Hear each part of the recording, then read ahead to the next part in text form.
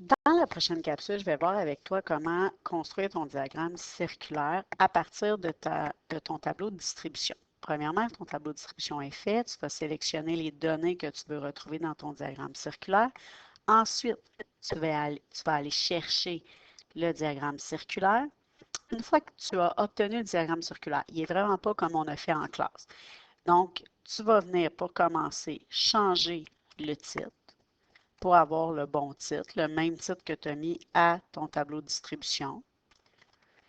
Et n'oublie pas que je veux un titre complet. Ensuite, la légende, on ne la met jamais en bas comme ça. Bien, c'est plus beau quand on la met sur le côté. Et là, on va mettre une légende seulement et uniquement si tu as une imprimante couleur à la maison, parce que sinon, notre légende, on ne la verra pas. Si tu as une imprimante couleur et que tu veux mettre une légende, je vais te conseiller de la mettre à droite, comme ça. Mais personnellement, la majorité, vous allez l'imprimer à l'école, donc ça va être en noir et blanc, donc on ne mettra pas de légende. Mais ce qu'on va venir mettre, on va mettre des étiquettes de données. Et on va venir choisir légende de données. Donc, ça va nous donner le nombre, le pourcentage qui ont répondu chacune de mes réponses, parce que souvent, je te demande le pourcentage. On n'a pas besoin de mettre le degré, parce que le logiciel le fait automatique, donc je ne te demande pas le degré. Je te demande dans ton diagramme d'avoir de quoi on parle et le pourcentage.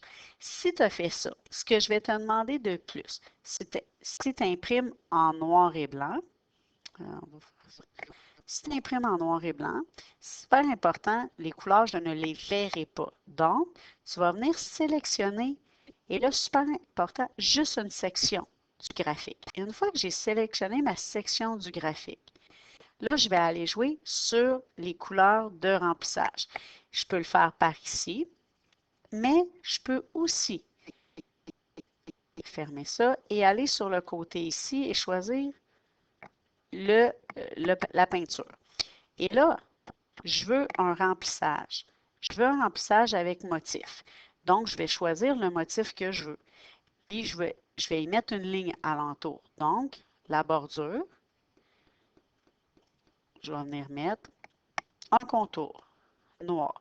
Fait que là, je vois parfaitement mon secteur. Mais je vais venir sur mon autre secteur pour changer la couleur. Donc,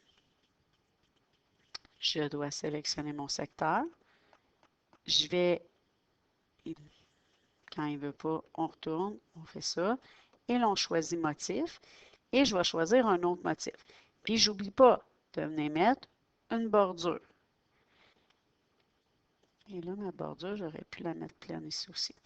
Ensuite, je fais la même chose pour chacun de mes secteurs. Donc, à chacun de tes secteurs, ça va être super important, motif, de choisir un motif différent pour que je vois le secteur différemment, de venir y mettre un contour à ton secteur. Et tous tes secteurs vont être comme ça, ils vont être parfaits. Fait que, ce qu'il faut être dans ta tête, dans ton diagramme circulaire, je veux retrouver ton titre complet, je veux retrouver tes secteurs. Ensuite, je veux avoir l'identification de tes secteurs. Si toi, ça te tente de le déplacer puis de l'emmener à l'intérieur, d'habitude, ça fonctionne. Tu pourrais, s'il décide de fonctionner sur ton ordinateur, là, il ne veut rien savoir. Si tu n'as pas d'imprimante, si tu as une imprimante couleur, tu peux travailler avec les couleurs. Si tu as une imprimante juste en noir et blanc à l'école, tu travailles avec des motifs à l'intérieur. Donc, c'est pas mal ce que je te demande. Fait qu'il faut que ça soit clair. S'il y a des questions, on complétera dans le cours de maths. Mais sinon, tu devrais être correct pour faire ton diagramme circulaire.